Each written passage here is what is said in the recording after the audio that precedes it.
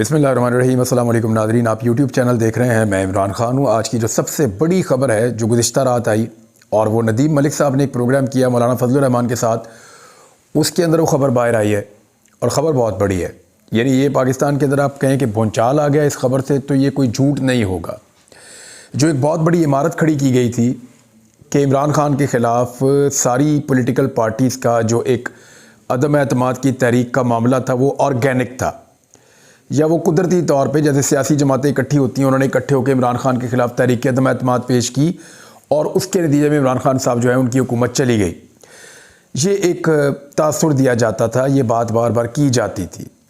बल्कि उस दौर की जो एस्टेब्लिशमेंट है वो बार बार ये कहती थी कि एक्चुअली इमरान खान को हमेशा बचाने में हमारा किरदार है, इमरान खान की हुकूमत गिराने में हमारा कभी कोई किरदार नहीं था और हम कभी चाहते भी नहीं थे। ये तो सारी पॉलिटिकल पार्टीज़ ने मिलकर एक मूव किया, उसके नतीजे में वो ये कहते थे कि इमरान खान की हुकूमत चली गई। अब आप ये देखें कि इमरान खान इसके बरक्स एक बयानिया बनाते थे। वो ये कहते थे कि उनकी हुकूमत को साजिश के तहत गिराया गया है और इस साजिश के अंदर वो अमेरिका को भी इल्ज़ाम देते थे कि अमेरिका को क्योंकि इमरान खान साहब पसंद नहीं थे सर्टन रीज़न्स की वजह से। उसकी गहराई में फिर कभी किसी वीलॉग में जाएंगे, बताएंगे अमेरिका को इमरान खान नापसंद क्यों थे, इसके ऊपर एक अलग वीलॉग करेंगे।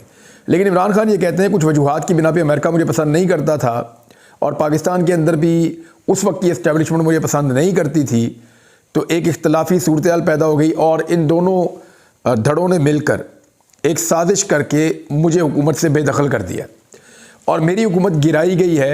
मेरी हुकूमत जो है वो अज़ खुद ऑर्गेनिक तरीके से, या जो एक कुदरती तरीका होता है या नेचुरल वे में मेरी हुकूमत नहीं गिरी। ऐसा नहीं हुआ कि ये एक जमहूरी प्रोसेस था जिसमें हुकूमत इमरान खान की चली गई, बल्कि इमरान खान के बकौल ये जमहूरियत जो है वो सिर्फ दिखाने के लिए एक डेमोक्रेटिक प्रोसेस या एक पार्लिमानी तरीक़ाकार इख्तियार किया गया, लेकिन इसके पीछे वो ये कहते थे एक साजिश है। इससे हमेशा डिनाई किया गया साजिश नहीं है। PMLN ये कहती रही कि हमने खुद किया है। बिलावल ने यह कहा कि मैंने निकाला है इमरान खान को, हमने निकाला है, मैं लेता हूं ये इल्ज़ाम। कहते हैं ना किसने साजिश की थी, तो बिलावल ने कहा मैंने साजिश की थी। तो अपने ऊपर इल्ज़ामात ले रही थी सियासी जमातें, वो कह रही थी जी हमने किया है ये और इसके अंदर कोई साजिश, किसी किस्म की मुदाखलत नहीं है। तो आज उस दौर में जो पाकिस्तान डेमोक्रेटिक मूवमेंट के सरबराह थे मौलाना फजलुर रहमान साहब, वो अब फट पड़े हैं और उन्होंने स्टेटमेंट दिया है। फजलुर रहमान साहब ने जो बयान दिया ये तस्दीक कर रहे हैं उन सारी बातों की जो इमरान खान साहब ने की थी। अब कुछ बड़े बड़े सवालात पैदा हो जाएंगे, इस बयान का एनालिसिस करते हैं, लेकिन पहले आप ये देखें फजलुर रहमान साहब क्या कह रहे हैं। वो ये फरमा रहे हैं कि जनरल रिटायर बाजवा और जनरल रिटायर फैज़, इन दोनों ने सारी सियासी जमातों के कायदीन से मुलाकात की और उन्हें तहरीके अदम एतमाद के लिए कहा, और वो ये क्लेम करते हैं कि उनसे भी कहा गया तहरीके अदम एतमाद के लिए। फजलुर रहमान साहब ने कहा कि उस वक्त अगर मैं पीछे हटता और मैं ये ना करता उनके कहने पर, तो ये तासुर बनता या कहा जाता कि मैं इमरान खान का साथ दे रहा हूँ या मैं इमरान खान को बचा रहा हूँ। तो फजलुर रहमान साहब तो आपको पता है इमरान खान साहब के सख्त मुखालिफ थे। इमरान खान साहब उनको जलसों में डीजल कह के पुकारते थे, वो इमरान खान को यहूदी एजेंट कह के पुकारते थे। अभी इलेक्शन तक ऐसे ही चलता चला आ रहा था। तो फजलुर रहमान साहब ने कहा और कंफर्म कर दिया कि वाकई में जो तहरीक अदम एतमाद थी वो सियासी दिमागों की इख्तरा नहीं थी। ये फजलुर रहमान साहब का क्लेम है।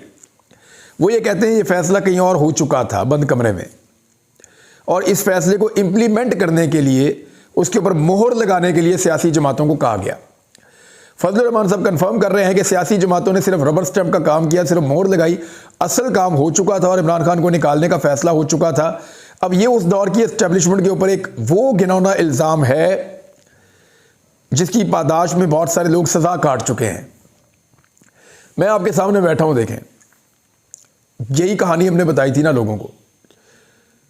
अरशद शरीफ ने भी यही बात बताई थी, साबिर शाकिर ने भी यही बात बताई थी, मोहित पीरदादा ने भी यही बात बताई थी, दीगर बहुत सारे सहाफ़ी हैं, सदीक जान ने उसने भी यही बात बताई थी, समी इब्राहिम साहब उन्होंने भी यही बात बताई थी, और जो दोस्त हैं बहुत सारे हमारे दर्जनों की तादाद में, उन्होंने यही बात बताई थी। जिसने ये बात की थी उसको फिर खुमियाजा भुगतना पड़ा।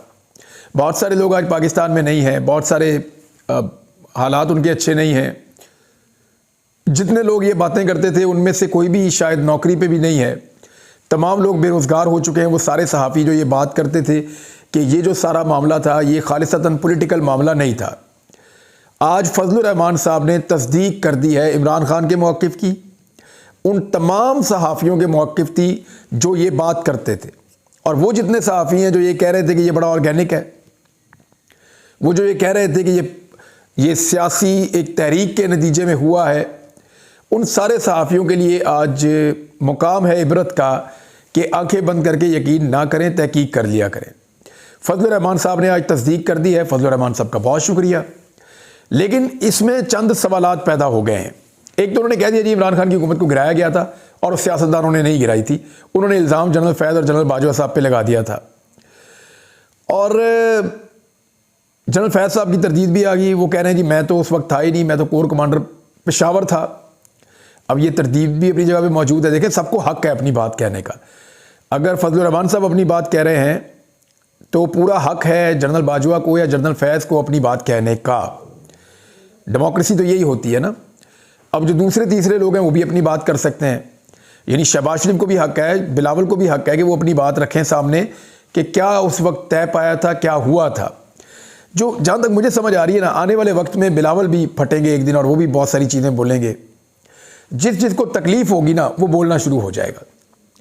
आज फजलुर रहमान साहब क्यों बोल रहे हैं, ये सबसे बड़ा सवाल है। फ़र्ज़ करें फजलुर रहमान साहब को 15 सीटें मिल जाती, 10 से 15 सीटें जिनकी वो तवक्को कर रहे थे फजलुर रहमान साहब की उनको मिलेंगी कौमी असम्बली की, वो उनको नहीं मिली। फिगर अभी भी उनका 4 के करीब घूम रहा है। तो एक तो उनको मायूसी हुई। फ़र्ज़ करें अगर फजलुर रहमान साहब के लिए भी धांधली उसी पैमाने पर होती जिस तरह नवाज शरीफ के लिए धांधली हुई है, तो क्या फजलुर रहमान साहब ये सारा पोल खोल रहे होते या ये सारी बात कर रहे होते? तो इसका साफ जवाब है कि नहीं। फ़र्ज़ करें फजलुर रहमान साहब के बगैर हुकूमत ना बन रही होती वफाकी, और उनको बहुत सारी वजारतें ऑफ़र होती या उनको सदर पाकिस्तान का ओहदा मिल जाता, तो क्या वो ये सारे पोल खोल रहे होते, ये सारी बातें खोल रहे होते? तो उसका भी जवाब है कि नहीं। देखिए, ये जो फजलुर रहमान साहब और इमरान खान साहब है ना, इनके बीच में पैगामबाजी का सिलसिला कुछ अर्सा पहले शुरू हो चुका था। आपको याद होगा फजलुर रहमान साहब के घर पे एक फौतगी हुई थी, उसके बाद पाकिस्तान तहरीक इंसाफ का एक वफ्द गया था वहाँ पे दुआ करने के लिए। मेरी इत्तला के मुताबिक इनकी वैसे भी एंगेजमेंट होती रही है फजलुर रहमान साहब की पार्टी के साथ, और तहरीक इंसाफ ने फजलुर रहमान साहब को पहले बता दिया था कि आपके साथ धोखा होगा। नवाज शरीफ धोखाबाज हैं, उन्होंने आपको इस्तेमाल किया टिश्यू पेपर की तरह, और आपको कुछ नहीं मिलेगा और सारा कुछ नवाज शरीफ कमाने की कोशिश करेंगे। तो हुआ भी यही कि जितनी धांधली हुई, जितना जोर लगाया गया, वो पंजाब में नवाज शरीफ के लिए लगाया गया। फजलुर रहमान साहब बेयारो मददगार रहे और वो अपनी नशिस्तें हार गए, क्योंकि नून लीग की कारकर्दगी जैसी थी 16 महीनों में, उस कारकर्दगी का सारा बोझ सबके ऊपर पड़ा, लेकिन नून लीग को धांधली से जितवा दिया गया और फजलुर रहमान साहब जो हैं वो पिसकर रह गए। पीपल्स पार्टी को भी ठीक ठाक फ़ायदा हुआ, उन्होंने अपना, आप देख लें किस तरह कराची के अंदर, सिंध के अंदर धांधली होती है, तो वो भी निकल गए।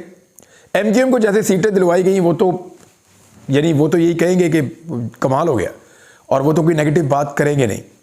हालांकि MQM को अगर सीटें ना दिलवाई जाती तो वो भी बोल रहे होते, लेकिन फजलुर रहमान साहब बोले हैं, उनको इस बात का अंदाज़ा हो गया कि उन्हें टिश्यू पेपर की तरह इस्तेमाल किया गया, और जब उनका काम मुकम्मल हो गया तो उन्हें बाहर फेंक दिया गया, और अब उनको सीटें भी नहीं दिलवाई जा रही। ये तो हैं जनाब फजलुर रहमान साहब। मैंने कल सुबह के वीलॉग में एक बात की थी, आपको याद हो तो, कि फजलुर रहमान साहब को इसलिए भी सीटें नहीं दिलवाई गई कि ये कल को पोल खोल देते हैं, जैसे इन्होंने आज पोल खोल दिया है। हर बात उन्होंने बता दी है कि जनाब इस तरीके से ये सारा मामला तय हुआ था। तो ये हम सबकी बातों की तस्दीक कर दी फजलुर रहमान साहब ने, बहुत शुक्रिया। लेकिन अब सवाल ये पैदा होता है कि फजलुर रहमान साहब तो बहुत जमहूरी हैं और जमहूरियत में यकीन रखते हैं। पीपल्स पार्टी बहुत जमहूरियत में यकीन रखती है। PMLN तो उनका रवैया और तरह का, वो तो इक़्तिदार की सियासत करते हैं। लेकिन मामला ये है कि ये सियासी जमातें क्यों इस्तेमाल हुई एक ऐसे काम के लिए जो गैर जमहूरी था। यानी अगर कोई गैर जमहूरी हुकूमत इनको कह रही है कि ये वाला काम करो, तो इन्होंने वो काम क्यों किया, ये क्यों इस्तेमाल हुए, ये बड़ा सवाल इनसे पूछा जाना चाहिए। इन्होंने तो खुद बता दिया कि हम कौम के मुजरिम हैं। हमने अच्छी खासी चलती हुई इकॉनमी, अच्छी खासी चलती हुई हुकूमत, माहौल बेहतर की तरफ जा रहा था पाकिस्तान का, उसको तबाह किया, उसको गिराया एक ख्वाहिश के मुताबिक, और उसके बाद पाकिस्तान की हालत बद से बदतर कर दी। ये तो एतराफ़ जुर्म है जो किया जा रहा है। इलेक्शन इस तरह का हुआ पाकिस्तान में कि अब सब लोग जो है वो उस पर उंगली उठा रहे हैं। खुर्रम दस्तगीर ने कहा तो कीचड़ के अंदर गुस्ल हो गया सारों का। खुर्रम दस्तगीर नून लीग के बहुत करीबी हैं और वो ये कह रहे हैं कि ये इलेक्शन बहुत मुतनाज़ इलेक्शन है। वो भी सच इसलिए बोल रहे हैं कि वो खुद भी इलेक्शन हार चुके हैं। तो इलेक्शन हारने वाले हर शख्स को जो है वो हकीकत नज़र आ रही है और जीतने वाले जो हैं, चाहे उनको जिताया गया हो, वो खुशियाँ मना रहे हैं। अभी जब मैं आपसे बात कर रहा हूँ तो इस वक्त फजलुर रहमान साहब की पाकिस्तान तहरीक इंसाफ के वफ्द के साथ मुलाकात हो रही है। असद कैसर दोबारा मौजूद हैं, पार्टी के बैरिस्टर गौहर साहब मौजूद हैं, उमैर नियाज़ी साहब मौजूद हैं। तो ये बातचीत चल रही है। देखना ये है कि इसमें नतीजा क्या निकलता है। देखें, मेरी जो अंडरस्टैंडिंग है उसके मुताबिक ये है कि अंदर जो बातें तय होंगी वो बातें कभी भी बाहर आकर नहीं बताई जाएंगी, क्योंकि हालात बहुत अजीब से हैं। फजलुर रहमान साहब ने अब ये फैसला किया है कि वो इस धांधली के ख़िलाफ़ बोलेंगे, क्योंकि उनके लिए धांधली की नहीं गई ना। देखें, फजलुर रहमान के ख़िलाफ़ धांधली नहीं हुई, धांधली पाकिस्तान तहरीक इंसाफ के ख़िलाफ़ हुई है। लेकिन धांधली में फ़ायदा पहुँचाया गया नवाज शरीफ को, फजलुर रहमान साहब को फ़ायदा नहीं पहुँचाया गया। इस चीज़ की उनको तकलीफ़ है और अब वो जो है वो एक दूसरी तरफ की सियासत करेंगे, एंटी PMLN या एंटी PDM। कल तक वो उसी के सरबराह थे, उन्हें लग रहा था उनको सदारत का या कोई बड़ा ओहदा मिल जाएगा। अब देखना ये है कि फजलुर रहमान साहब को क्या दिया जा सकता है खामोश रखने के लिए।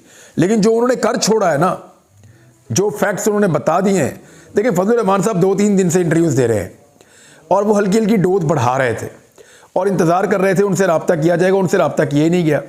तो फ्रस्ट्रेशन के अंदर उन्होंने आके सारी बातें वो बता दी जो बातें शायद वो कभी ना बताते, और ये बातें बताने से तमाम सियासी जमातों का भारी नुकसान हुआ है। और पाकिस्तानियों का ये मौक़िफ़, यानी जिस पाकिस्तानी ने आज इमरान खान को वोट डाला ये सोचकर कि इमरान खान को साजिश के तहत निकाला गया था, उस पाकिस्तानी को अब फ़ख्र होगा कि उसने ठीक वोट डाला है। अच्छा, तहरीक इंसाफ ने एक और बात क्लियर कर दी है कि पीपल्स पार्टी और नून लीग के साथ तो तहरीक इंसाफ इत्तेहाद नहीं कर रही। हत्ता कि उन्होंने MKM का नाम भी लिया, MKM के साथ भी वो इत्तेहाद फ़िलहाल तो नहीं कर रहे। और चौधरी परवेज़ इलाही से चौधरी शुजात हुसैन की बड़े लंबे अरसे के बाद मुलाकात हुई है। इस मुलाकात के बारे में भी मैं आपको एक चीज़ बता दूं कि ये मुलाकात भी बड़ी मानी खेज़ है। उसकी वजह यह है कि चौधरी शुजात हुसैन को भी लगता था कि उनको जो कुछ मिलेगा वो नहीं मिला। चौधरी शुजात हुसैन साहब ये सोच कर बैठे थे कि 10 नशिस्तें उनको भी मिलेंगी। अलीम खान साहब ये सोच कर बैठे थे कि 40 नशिस्तें उनको मिलेंगी, उनसे वादा किया गया। लेकिन ना अलीम खान साहब की पार्टी को 40 नशिस्तें मिली, ना फजलुर रहमान साहब की पार्टी को जो है वो 10 से 15 सीटें मिली, ना काफ लीग को 10 सीटें मिली। तो अब ये फ्रस्ट्रेशन बढ़ रही है। अलीम खान का क्योंकि पाकिस्तान में स्टेक बहुत बड़ा है, बहुत सारा कारोबार बिजनेस फैला हुआ है, तो वो खुल के सामने आ नहीं सकते। लेकिन उनके चेहरे के ऊपर जो उनकी एक उदासी है या बेचैनी है वो दिखाई दे रही थी जब मरीम नवाज़ को वज़ीर आला पंजाब के लिए नामज़द किया जा रहा था। वो बड़े लंबे अरसे से ये ख्वाब देख रहे हैं, बल्कि एक दिन उन्होंने मुझे कहा था कि मेरा बेटा माशाल्लाह, अल्लाह ताला उसकी ज़िंदगी करे, उन्होंने कहा मेरा बेटा माशाल्लाह जवान हो गया। वो ये मुझे कह रहा था कि जब मैं छोटा था मैंने होश संभाली, तब भी आप वज़ीर थे, आज भी आप वज़ीर हैं, तो आपने इसमें हासिल क्या किया सियासत में? ये अलीम खान ने मुझे कहा था। तो उनको वज़ीर से आगे कुछ बनना था। तो अब तो फिर वजारत ही मिल सकती है, वजारत आला तो मिल नहीं रही। तो ऐसी सूरत हाल में अलीम खान साहब के लिए भी बड़ी ऑकवर्ड सिचुएशन है कि इतना सारा कुछ दाव पे लगाने के बाद, क्योंकि तरीन साहब तो अपनी इज्जत बचा के निकल गए, उन्होंने तो 2 सीटें हारी, उन्होंने कहा दफ़ा करो, मैं निकलता हूँ, मैं सियासत करता ही नहीं। वो तो रिटायरमेंट लेकर निकल गए। अलीम खान साहब अभी तक बीच में फंसे हुए हैं और पहले वो रिटायरमेंट एक दफ़ा ले चुके हैं उस्मान बुज़दार के दौर में, इमरान खान के दौर में। अब दोबारा देखना है कि वो सियासत से रिटायरमेंट कब तक लेते हैं, क्योंकि ख़ासे बदमज़ा हुए हैं अलीम खान साहब भी। अब आ जाए इस बात पे कि धांधली पे तहरीक इंसाफ क्या करने जा रही है। तो ये एक बहुत बड़ा प्लान है तहरीक इंसाफ का जिसके ऊपर वो अमल करने जा रही है। तो इमरान खान साहब ने अमेरिका को कहा और यूरोपीय ममालिक को कहा कि आप पाकिस्तान में जो धांधली हुई है उसके ऊपर सख्त नोटिस लें, और वो ममालिक ले भी रहे हैं। वो बार बार सवालात उठा रहे हैं पाकिस्तान का अंदरूनी मामला, अगर हम इंतखाबात ठीक करवाते तो दुनिया हमारे मामलात के अंदर मुदाखलत ना करती, लेकिन हमने इंतखाबात ठीक करवाए ही नहीं। वेरी अनफॉर्चुनेट, बड़ी बदकिस्मती है पाकिस्तान की। अब तहरीक इंसाफ जो करने जा रही है ये बहुत बड़ा आइडिया है। तहरीक इंसाफ ने तमाम उम्मीदवारों को तलब कर लिया है पाकिस्तान तहरीक इंसाफ के जो इलेक्शन जीते हैं और उनको हरा दिया गया है, और आलमी मीडिया को बुला लिया है। वहाँ पे इंटरनेशनल मीडिया बैठा होगा, एक एक करके तहरीक इंसाफ का हर बंदा बताएगा जनाब मेरे साथ ये हुआ, ये मेरे फॉर्म 45 पड़े हुए हैं, ये आप चेक कर लीजिए, मैं इलेक्शन जीत गया हूँ, इन्होंने मुझे इलेक्शन हरा दिया। तो तमाम जो पाकिस्तान तहरीक इंसाफ के उम्मीदवार हैं वो अपने अपने फॉर्म 45 लेकर पहुंच रहे हैं मैरियट होटल इस्लामाबाद में, और वहाँ पे एक बड़ी तगड़ी प्रेस कॉन्फ्रेंस होने वाली है। और बहुत सारे लोग जो हैं वो पहुँच भी गए हैं इस्लामाबाद इसी चक्कर में कि वो कल इस प्रेस कॉन्फ्रेंस का हिस्सा बनेंगे। तो आलमी मीडिया के अंदर ये बहुत बड़ी स्टोरी होने वाली है, क्योंकि वो तमाम लोग, यानी उनमें से अगर आधे भी आ गए तो फिर भी ये 50 से ज़्यादा हो जाएंगे, वो बताएंगे उनके साथ धांधली किस तरीके से हुई है। कुछ लोग खुद आएंगे, कुछ अपने नुमाइंदगान के ज़रिए से आएंगे। तो तहरीक इंसाफ की एक बेहतरीन हिकमत अमली है। और इसके अलावा एक चीज़ और तहरीक इंसाफ करने जा रही है कि वेरी नेक्स्ट डे, यानी हफ्ते वाले दिन, वो प्रोटेस्ट करने जा रहे हैं पूरे पाकिस्तान में धांधली के ख़िलाफ़। तो ये भी एक बड़ा कदम है, और पुरअमन एहतजाज करना सारी सियासी जमातों का हक़ है। अगर तहरीक इंसाफ ये एहतजाज करती है और दुनिया के अंदर इस चीज़ को बावर करवा देती है कि उनका मैंडेट छीना गया है, जैसा कि अल जज़ीरा ने लिखा कि मैंडेट थीव्स, कि मैंडेट चुराने वाले जो हैं उनकी हुकूमत आ गई है पाकिस्तान में, तो जब पूरी दुनिया के अंदर इनकी नेकनामी होगी तो इनके ऊपर प्रेशर आएगा, और हो सकता है पाकिस्तान तहरीक इंसाफ को उनकी सीटें वापस मिलना शुरू हो जाएँ। देखते हैं आने वाले दिनों में क्या होता है।